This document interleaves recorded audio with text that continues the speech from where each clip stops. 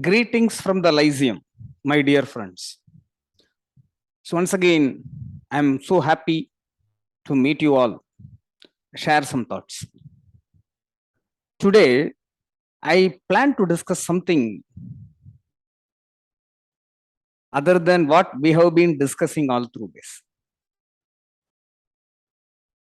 In all my sessions, in all my training sessions, I always ask one question in order to make people aware. Awareness is very important, na? Make aware. I'm asking one simple question.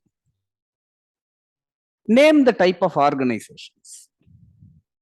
Name the type of organizations. Generally, initially, there will be a silent, deep silent. And then somebody start talking something in a low voice. And then slowly it is getting momentum. In another 30, 40 seconds, the entire classroom is lit up. What is happening? People started telling, sir, manufacturing industry, IT industry, and in manufacturing, we can sell so many things. And the entertainment, like that, people continue to tell die casting industry, foundry, machine shop, so many things. They usually, and then I say, all answers are right. Everything is correct. Fantastic. But I always tell organizations can be divided into three. Now, I will tell what are these three. And now you don't need to answer me. You put your organization into any one of these three. Number one, organizations that change by themselves. There is no need for anyone to come and tell the organization that you have to change. Organization, they change by themselves. And then there is another category. Organizations change when somebody else come and tell. Organizations change when told by others. They don't change by themselves, but they change. They try to change by themselves.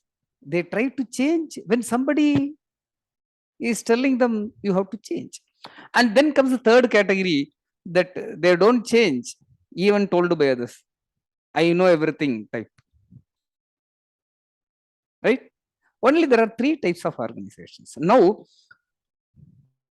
the first category, organizations that change by themselves, they are the leaders in their trade. They are the leaders, no doubt in it. Take, for example, Toyota. They create their own system, Toyota production system, unbeaten. Today, so many people are trying to do it. Anyhow, so the organizations that change by themselves are world leaders. They show the path for the rest of the people to follow. And then comes the third category, organizations don't change, even told by others. I know everything. Know all attitude. They slowly fade away. And I don't want to use this word, they extinct. They extinct in a sense, they extinct from the purpose of business. That's all. Then comes the second category, organizations change when told by others. Now, this is very, very important because change is the only constant thing. Change is the only constant. Now, somebody else means some learned person, some experienced guy, some expert. They come and tell what is happening outside and what you are doing, so you need to change. Gentlemen, another few minutes, I'm going to share my thoughts on the consulting. Why we need to have a consultant? Why we need to have a consultant? Organization, and I have seen many organizations. When we say that training, they immediately say we have our own people trained inside. They take care of it. Yes, there is no doubt in it. Gentlemen, please understand. When you bring an outsider to your organization, it is not because that he knows everything or you do not know everything. He brings some external experiences which may be suitable to you. That's all. And he, not more than that, he brings a new insight into your organization. Insight. I always tell the most important word, insight.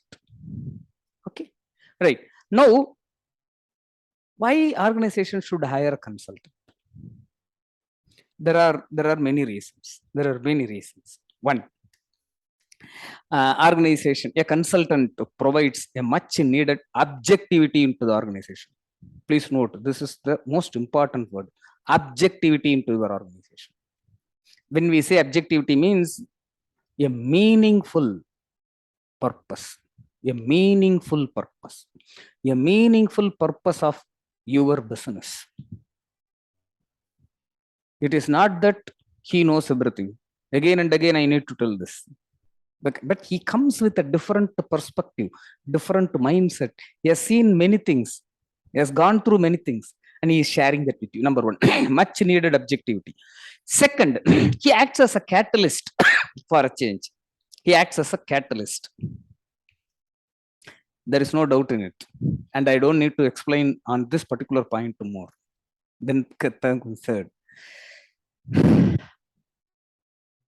he may be helpful in your organizational development concept, because you need the organizational development. OD is very much essential, because that is the core, fundamental core of change.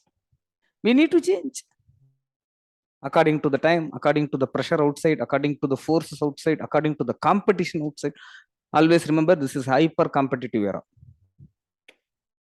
Then he brings a new insight. That's what I said. The more important purpose of a consultant is bring a new insight. It is not that what you are doing again and again, there is no need for you to bring a consultant and he is telling the same thing to you also. He need to bring you a new insight. When you are doing something, he has to tell that why you are not supposed to do that, why you need to do it in a different way, because there is a meaning behind that. That insight he needs to provide.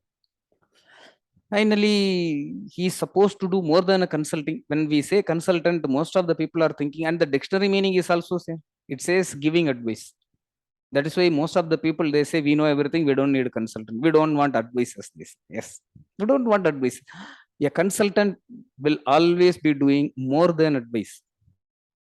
ISO 9001 or PQM, all are calling for the commitment from the top management. If the top management is committed, then consultant will be very much useful to you. If you are not committed, then consultant himself, he himself will start feeling that he is a burden to the organization. Right? So more important thing. And then I always tell, more than a consultant, it's my Lyceum. From the Lyceum, we always tell that it is not that we give consultant. We are more than that. What is more than that? Let us see that dictionary meaning of some of the words, like consultant, coach, mentor, and teacher. Number one, a consultant is the one who gives advice on business matters. Okay. Number two, a coach is the one, he is instructing you to the fundamentals, ensuring that you are sticking to the fundamentals and help direct your business strategy. By doing this, he helps you in directing your business strategy, long-term business strategy. Where are you right now? Where do you want to go? How can you go there? He is going to provide that. He is a coach. And then comes the third one, mentor. Mentor is the one who is a trusted guide. Trusted guide. Please note the word. A mentor is the one who is a trusted guide, trusted by the organization. Very important. And at the same time, organization should trust him. Organization should trust him. And then comes the teacher. Teacher, a teaching a new one.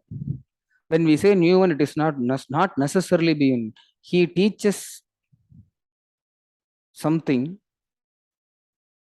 and he is giving you a new meaning, new direction. And there is an excellent word available in Sanskrit, guru. Guru is a two. The meaning of it is the one who shows the light. The one who shows the light. That's all. So a teacher is, and a consultant is supposed to have all these things quality. He is not just giving advice. He should be your trusted lieutenant.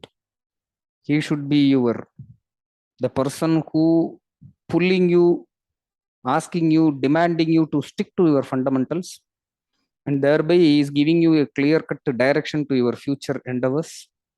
And he is supposed to be show the path, show the path, show the light. So, don't you think that you need a guide? You need a trusted guide. You need a teacher who teaches a new insight into your day-to-day activity. Don't you think you need a business advice?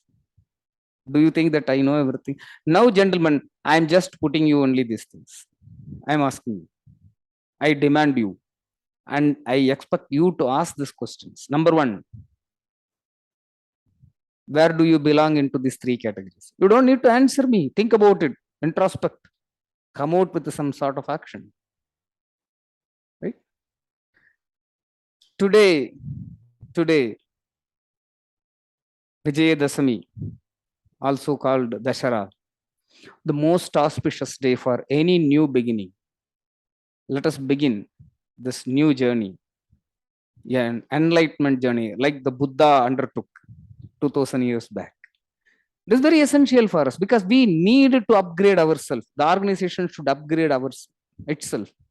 Continuous learning alone can bring you continuous improvement. Anybody is contesting this? Continuous learning alone can bring continuous improvement.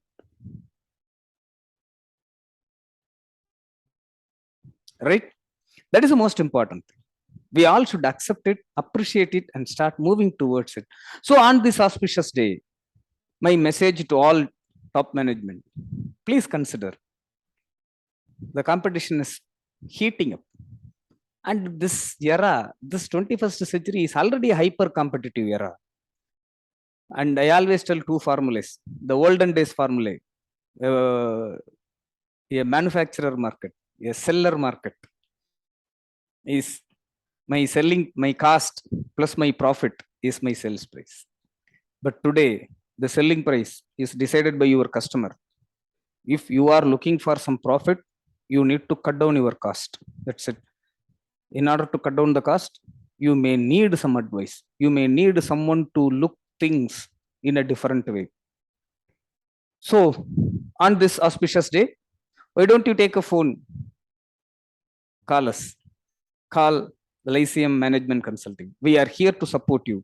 We are here to help the manufacturing organizations on the world-class manufacturing, implementation and concepts. We are here to help you. You will see all these things. You will feel, you will experience. Right? So,